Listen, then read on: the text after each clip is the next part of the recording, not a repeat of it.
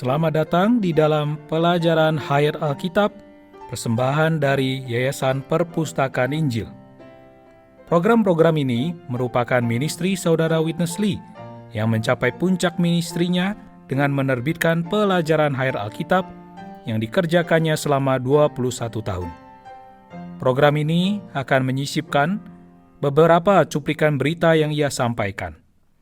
Pelajaran Hayat ini berfokus pada kenikmatan akan Kristus sebagai hayat ilahi, seperti yang diwahyukan di dalam Alkitab. Kami berharap melalui pelajaran ini, Anda bisa menikmati Alkitab lebih dalam lagi dan semakin menikmati Tuhan kita, Yesus yang terkasih dan mustika. Anda dapat menghubungi kami melalui website kami pelajaranhayat.com. Sekarang, mari kita mengikuti program hari ini. Kami sangat senang Anda telah bergabung kembali dengan kami untuk pelajaran Hayat Kitab Roma yang dipersembahkan oleh Yayasan Perpustakaan Injil. Pelajaran Hayat Kitab Roma dimulai pada tahun 1974. Karena itu, ada pelajaran yang sangat berkesan dan tak terlupakan. Dan telah hadir bersama kita di sini, Saudara Petrus. Saudara Petrus, ketika berita ini diterbitkan, memang ada kenangan yang sangat berkesan, bukan? Ya, tentu saja, Saudara Chuang. Dan saya sangat bersyukur bahwa kita punya kesempatan untuk mendengarkan kembali sebagian dari berita-berita ini melalui program pelajaran Hayat ini. Saudara Petrus, hari ini kita berada di pasal 5 dan kita akan mendengarkan kembali cuplikan berita dari Saudara Witness Lee tentang pembenaran. Pasal 4 memberikan kita suatu gambaran yang sangat jelas atau contoh dari pembenaran. Mungkin Anda mau mengulas kembali gambar yang sangat jelas ini yang sebenarnya sudah ada dalam Perjanjian Lama. Di dalam kitab Roma pasal 4, ada contoh yang menggambarkan pembenaran ini dengan sangat jelas, yaitu pengalaman Abraham. Sebenarnya dalam pasal 3 dan pasal 4 dari kitab Roma, ada dua aspek pembenaran. Pasal 3 membahas tentang pembenaran secara objektif dan posisi, yang telah dirampungkan oleh kematian Kristus. Kemudian pasal 4 membahas tentang pembenaran secara subjektif dan disposisional atau secara watak, yang dikerjakan oleh kebangkitan Kristus. Pembenaran ini adalah respon Allah terhadap iman kita. Kita telah melihat sebelumnya bahwa iman kita adalah respon terhadap pembicaraan Allah kepada kita, dan respon kita itu menjadi iman kita. Kemudian, iman kita menimbulkan reaksi atas tindakan Allah di dalam kita. Pembenaran ini adalah respon Allah terhadap iman kita. Inilah kepercayaan kita kepada Kristus yang memberi hayat kepada orang mati dan menjadikan yang tidak ada menjadi ada. Dialah yang telah diserahkan karena pelanggaran kita dan telah dibangkitkan untuk pembenaran kita. Jadi, pasal 4 inilah yang memberi kita contoh pembenaran dalam arti yang lebih lengkap. Terima kasih, Saudara Petrus. Mari kita mengikuti pelajaran Hayat hari ini dari kitab Roma pasal 5. Now, Paul Roma pasal 5 ayat 1-11, seyogianya dipandang sebagai kesimpulan atas pengajaran Paulus mengenai pembenaran. Kesimpulan ini menunjukkan akibat dari pembenaran. Ke-11 ayat ini menyebutkan banyak perkara indah yang timbul dari pembenaran Allah terhadap diri kita. Dalam Roma pasal 5 ayat 1-11, Paulus mengetengahkan 6 kata yang istimewa: kasih, kasih karunia, damai sejahtera, pengharapan, hayat, dan kemuliaan. Keenam perkara ini merupakan hasil dari pembenaran Allah. Apakah Anda mau kasih dan kasih karunia Allah?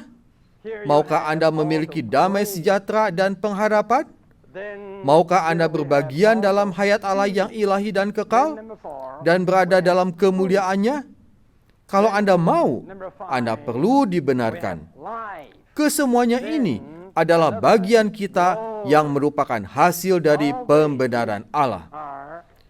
Seiring dengan keenam kata yang penuh makna ini, terdapat pula 3 persona yang ajaib. Walaupun saya tidak menyukai istilah persona ini, karena dalam pengajaran tentang Trinitas, pengertian terhadap istilah ini tidak tepat. Namun karena dalam kosakata kita tidak ada istilah yang lebih baik daripada istilah yang menerangkan pribadi kealahan, maka kita terpaksa memakainya juga. Dalam Roma pasal 5 ayat 11, kita nampak 3 persona Allah Tritunggal. Ayat 5 membicarakan tentang Roh Kudus, memberitahu kita bahwa Roh Kudus telah mencurahkan kasih Allah ke dalam hati kita. Kemudian ayat 6 mengatakan, karena waktu kita masih lemah, Kristus telah mati untuk kita, orang-orang durhaka. Akhirnya, pada ayat 11 dikatakan, kita malah bermegah di dalam Allah. Dalam versi King James dikatakan, bersukacita di dalam Allah. Itu berarti Allah telah menjadi kenikmatan kita. Kita bersukacita, bermegah, bersorak-sorai, dan menerima kemuliaan di dalam Allah, karena Dialah kenikmatan kita. Jadi, Roma pasal 5 mengungkapkan 6 perkara yang indah dan 3 persona yang ajaib. Kita memiliki kasih karunia, damai sejahtera, pengharapan, hayat, dan kemuliaan. Sebagai hasil dari pembenaran Allah, kita memiliki Roh Kudus, Kristus, dan Allah sebagai kenikmatan kita. Saudara Petrus, pembenaran menurut pemahaman tradisional sepertinya kurang memadai. Kebanyakan orang memahami pembenaran itu adalah Tuhan menerima kita sebagai orang yang diampuni. Tetapi bila kita melihat hasil dari pembenaran yang luar biasa itu, yang kita alami di dalam Kristus, maka makna pembenaran itu tentunya jauh lebih luas daripada pemahaman kebanyakan orang, bukan? Dapat saya katakan, itu memang benar. Dan itu adalah pemandangan yang sangat indah. Kita perlu melihat seberapa jauh jangkauannya dan seberapa luas atau inklusif hasil dari pembenaran itu. Umumnya, orang memahami arti pembenaran adalah saya diampuni dari dosa-dosa. Saya dibenarkan di hadapan Tuhan, dan semuanya menjadi beres. Pemahaman itu tidak salah, tetapi kurang memadai. Jadi setiap butir ini membutuhkan siaran program tersendiri. Karena itu saya merekomendasikan para pendengar kita untuk mendapatkan berita lengkapnya secara tertulis. Kita bisa mendapatkan pemahaman yang lebih luas tentang apa yang saudara rincikan menjadi 9 hasil pembenaran yang dijelaskan di dalam Roma pasal 5 ayat 1-11. Saya merasa hal ini adalah pandangan yang sangat tinggi tentang apa artinya dibenarkan.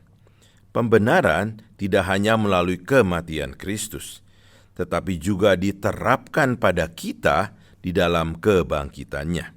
Semua butir yang dihasilkan dari pembenaran itu sangat mustika bagi pengalaman kita. Mari kita mendengarkan kembali kutipan Saudara Witness Lee untuk mempelajari lebih lanjut tentang pelajaran hayat ini. The love of God is within you. Sekalipun kebimbangan-kebimbangan macam ini bisa saja timbul, namun kita tidak dapat menyangkal bahwa kasih Allah ada di dalam kita. Sejak kali pertama kita menyeru nama Tuhan Yesus, kasih Allah telah dicurahkan ke dalam hati kita melalui Roh Kudus. Ini berarti Roh itu mewahyukan, meneguhkan, dan menjamin kita dengan kasih Allah. Oh, kasih Allah telah dicurahkan ke dalam hati kita.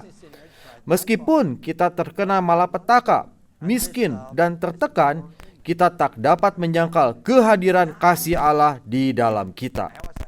Dapatkah kita menyangkal bahwa Kristus telah mati bagi kita? Kristus telah mati bagi kaum dosa yang durhaka seperti kita ini. Kita pernah menjadi seteru, namun Kristus telah mencurahkan darahnya di atas salib untuk mendamaikan kita dengan Allah. Alangkah ajaibnya kasih ini. Kalau Allah sampai mengaruniakan putranya sendiri, pasti Ia takkan melakukan suatu perkara yang merugikan kita. Allah itu berdaulat.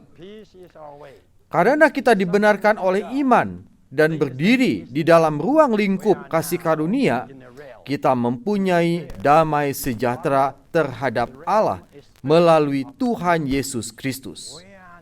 Paulus tidak mengatakan kita berdamai dengan Allah, melainkan berdamai terhadap Allah. Ini berarti bahwa kita masih berada di jalan yang mengarah kepada Allah. Kita belum menyudahi perjalanan kita. Dalam alam kerohanian, kita memasuki pintu dulu, baru kemudian menempuh jalannya. Pembenaran oleh iman merupakan pintu masuk, memberikan jalan masuk kepada kita ke suatu lapangan luas yang penuh kenikmatan.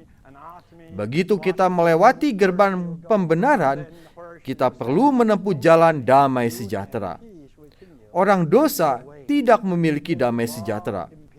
Roma pasal 3 ayat 17 mengatakan, ketika kita masih menjadi orang-orang berdosa, kita tidak mengenal jalan damai ini. Namun kini, kita sedang menempuh jalan ini. Jika Anda sedang bergerak ke suatu jurusan, dan dalam batin Anda tidak ada rasa damai sejahtera, Anda harus berhenti. Dalam jalan yang kita tempuh, perlu selalu ada damai sejahtera. Dalam Lukas pasal 7 ayat 50, Tuhan Yesus berkata kepada seorang perempuan berdosa setelah dosanya diampuni.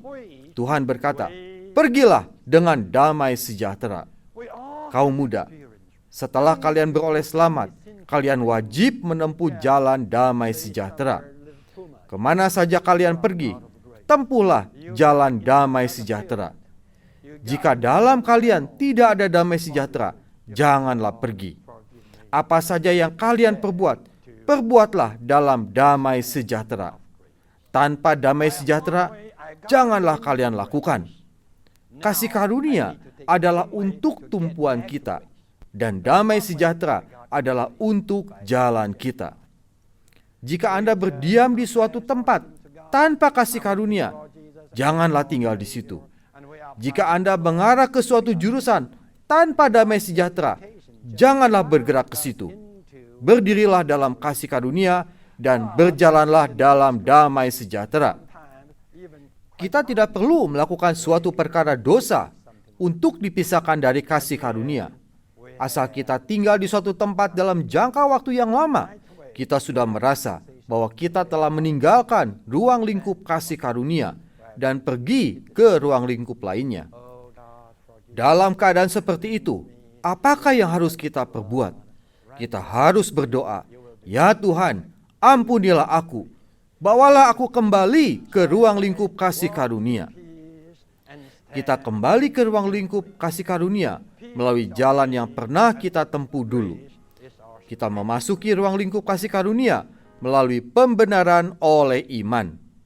Asal kita mengakui dosa-dosa kita kepada Allah, menerima Tuhan Yesus sebagai juru selamat kita, memanfaatkan darahnya, niscayalah kita dibenarkan. Pembenaran Allah membuat kita berdiri di dalam kasih karunia.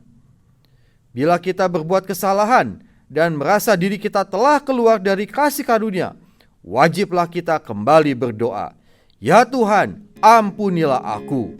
Bersihkan aku dengan darah Adi-Mu." Jika Anda berbuat demikian, saat itu juga Anda dikembalikan kepada kasih karunia.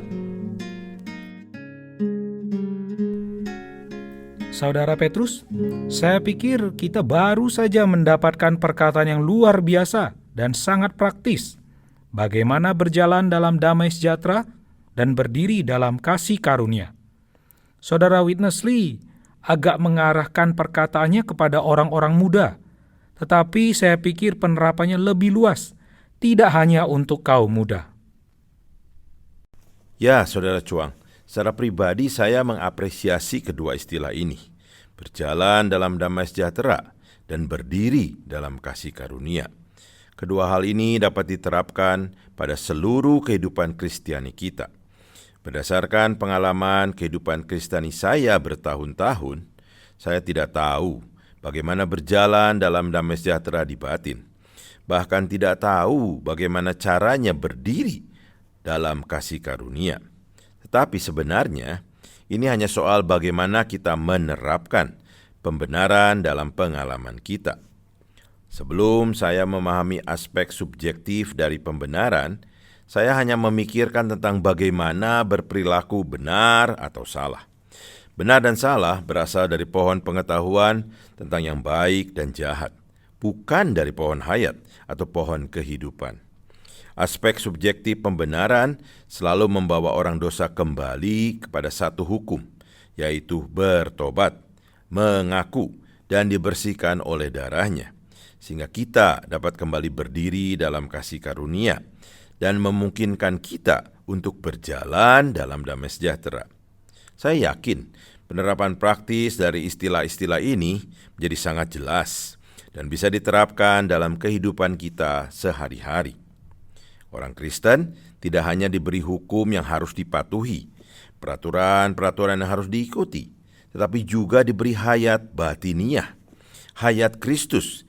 Hayat batiniah yang ada dalam roh kita itu dapat dilatih untuk memberi kita damai sejahtera dan memberi kita tumpuan untuk berdiri.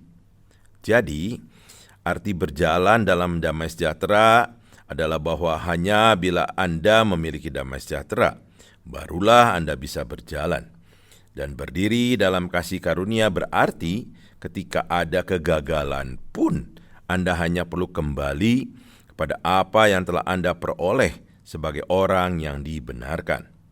Dan dengan demikian, Anda dapat berdiri dalam kasih karunia yang telah Tuhan berikan kepada kita. Jadi, saya percaya dengan jalan yang disampaikan Saudara Witness Lee melalui kedua istilah ini, yaitu berjalan dalam damai sejahtera dan berdiri dalam kasih karunia. Ini sangat berbeda dengan peraturan-peraturan yang mengatur kehidupan banyak orang Kristen hari ini. Dua istilah ini sangat alkitabiah. Berdasarkan pengalaman Kristiani kita bisa berjalan dalam damai sejahtera Roh Kudus yang ada di dalam roh kita, dan kita bisa berdiri dalam kasih karunia Kristus untuk menikmati apa yang telah Dia genapkan dan apa yang telah Dia suplaikan kepada kita. Saya mengapresiasi bahwa pengalaman ini bukan hanya untuk orang muda, tetapi juga untuk pengalaman seumur hidup kita. Terima kasih Saudara Petrus, saya pun mengapresiasi hal ini. Kebanyakan orang ketika memberitakan Injil kepada orang-orang yang belum beriman, mendorong dan menasihati mereka agar menerima Kristus masuk ke dalam hati mereka. Tetapi setelah mereka menerima Tuhan, mereka hanya dianjurkan untuk mengikuti Alkitab sebagai buku pedoman. Mereka tidak dianjurkan untuk belajar hidup bersandar kepada Kristus, persona yang hidup ini. Anda benar. Mari kita mendengarkan kembali kutipan dari Saudara Witness Lee untuk kesimpulan pelajaran hayat kita. Our being, the natural being, Manusia alamiah kita perlu dikuduskan, diubah, dan diserupakan. Karena itu, Allah mendatangkan berbagai kesengsaraan dan penderitaan untuk kebaikan kita.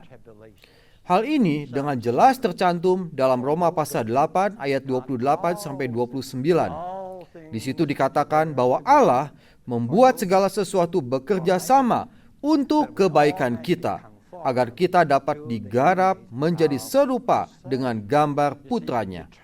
Karena itu, kesengsaraan dan penderitaan adalah untuk mengubah kita.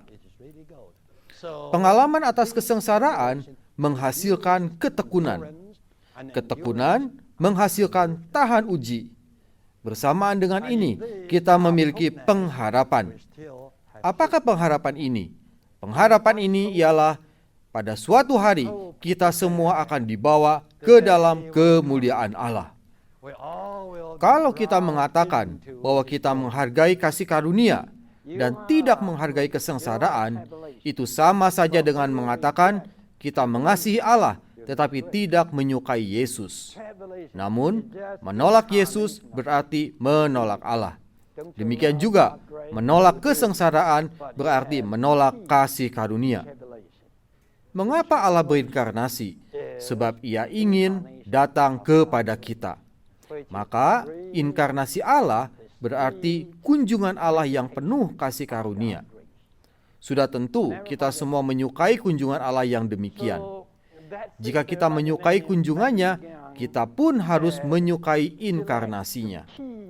Sama halnya dengan kasih karunia dan kesengsaraan. Kesengsaraan adalah inkarnasi kasih karunia yang mengunjungi kita. Kita boleh menyukai kasih karunia Allah, tetapi kita pun harus mencium kesengsaraan. Sebab Ia adalah inkarnasi kasih karunia, yaitu kunjungan kasih karunia yang manis.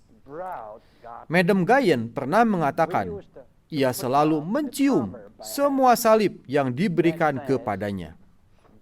Kebanyakan orang tidak menyukai salib, sebab salib adalah suatu penderitaan, satu kesengsaraan. Tetapi sebaliknya, Madam Guyon malah senang mencium setiap salib, dan ia menantikan datangnya salib-salib lainnya, sebab ia menyadari bahwa salib mendatangkan Allah kepadanya. Madam Guyon berkata, Allah memberikan salib kepadaku, dan salib mendatangkan Allah kepadaku. Ia selalu menyambut kedatangan salib, karena bila ia memiliki salib, ia memiliki Allah. Kesengsaraan adalah satu salib, dan kasih karunia adalah Allah sebagai bagian kita untuk kenikmatan kita. Kasih karunia ini terutama mengunjungi kita dalam bentuk kesengsaraan. Kita semua menyukai damai sejahtera, kasih karunia, dan kemuliaan. Namun tidak seorang pun menyukai kesengsaraan. Baru-baru ini saya menjalani 2 kali operasi pada mata kanan saya. Sekalipun saya tidak menyukai penderitaan ini, namun saya harus mengatakan bahwa pada tahun-tahun belakangan ini, tiada suatu perkara yang mendatangkan kasih karunia yang lebih banyak daripada saat-saat kedua operasi tersebut berlangsung. Kesengsaraan sebenarnya merupakan jelmaan dari kasih karunia beserta semua kelimpahan Kristus. Hal ini mirip dengan inkarnasi Allah di dalam Yesus. Kelihatannya ia hanya seorang manusia Yesus, padahal dialah Allah. Seolah-olah keadaan sekitar kita penuh dengan kesengsaraan, padahal itulah kasih karunia.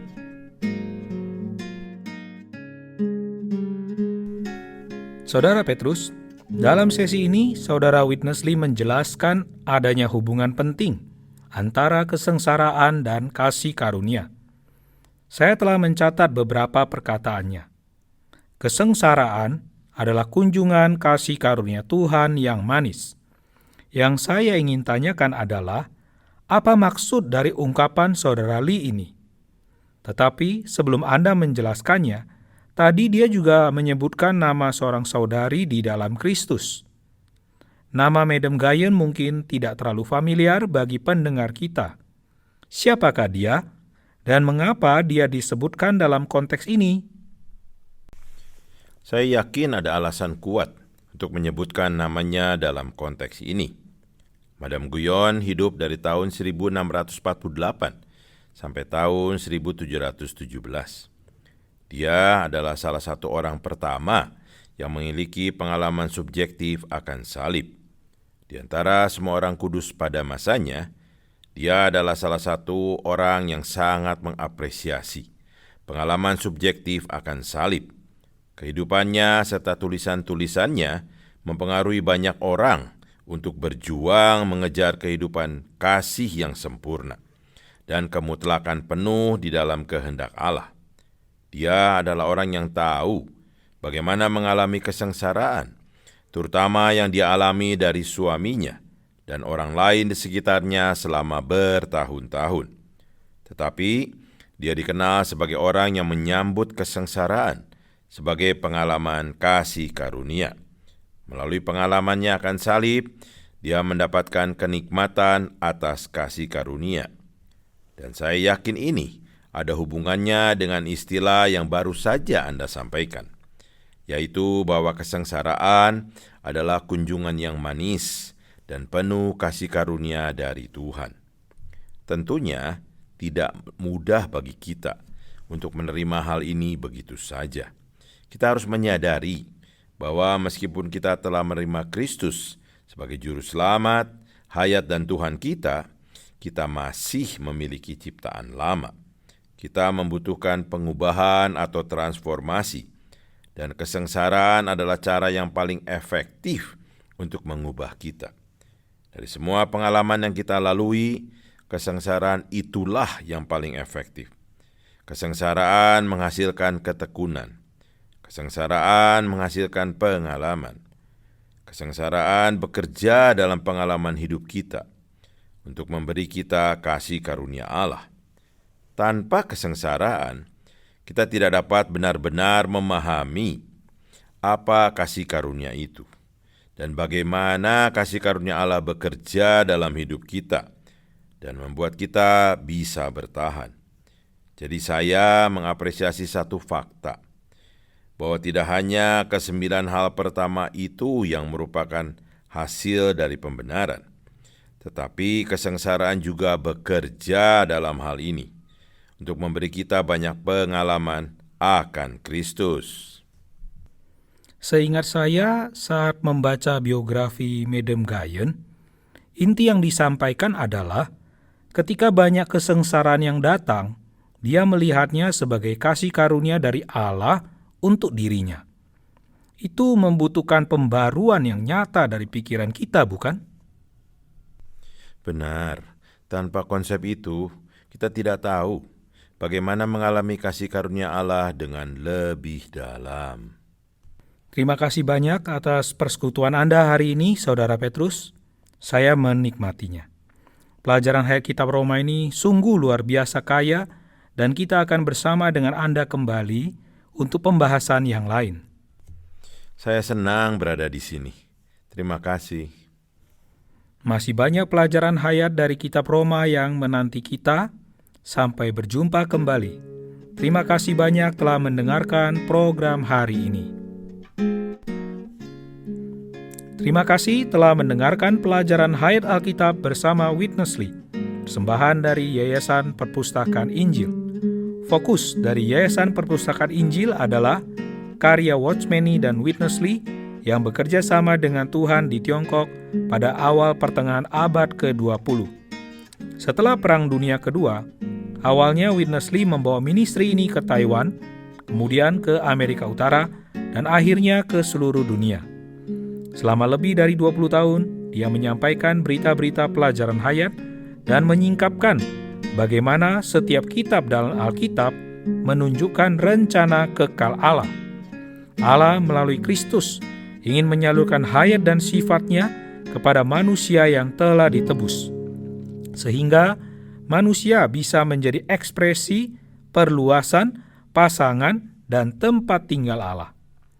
Pelajaran-pelajaran ini jauh melampaui doktrin belaka dan menyingkapkan Kristus yang pribadi, praktis, dan bisa dialami. Dalam program singkat 30 menit ini, kami meringkas perkataan Witnessly yang limpah. Untuk menikmati semua kekayaan dalam berita-berita ini, Anda dapat mengunjungi pelajaranhayat.com. Di sana, Anda bisa mengunduh program audio pelajaran hayat seperti ini dan semuanya tanpa dipungut biaya. Terima kasih telah mendengarkan.